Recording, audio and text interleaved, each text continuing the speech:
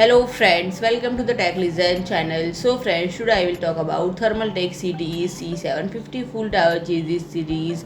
So friend, Thermaltake has unveiled the launch of the CTE 750 full tower chassis series in black and snow version. And this series is an E-ATX full tower chassis that comes with Thermaltake's innovative CTE Form Factor design, which stands for Centralized Thermal Efficiency, and it is focused on providing high-level thermal performance to critical components.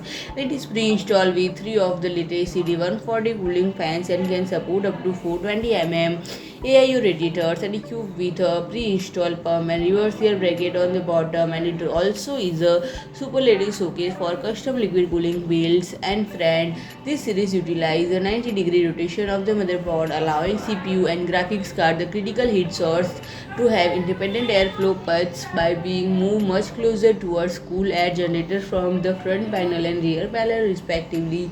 And this series can house up to 14 120 mm or 140 mm fans and 420 mm AIU radiators on the front, rear and motherboard side, enabling cold air draw from 3 directions to optimize heat convection. And friend, this series includes 2 selections. And friend, this series comes with a tempered glass front panel and pre-installed CT140 ARGB cooling fans. And friend, it has perforated metal front panel and pre-installed CT140 PC cooling fins is more ventilated case. And friend, it can support up to E-ATX motherboard, CPU cooler with a maximum height of 190 mm, VGA clearance up to 420 mm in length without a radiator, and power supply with a length of up to 220 mm and up to 12 2.5 inch SSD or 7 3.5 inch HDD. And friend, there are 5 removable filters at the top, front, bottom, rear and right side of the chassis to provide excellent protection against dust, and they are easily removable for cleaning.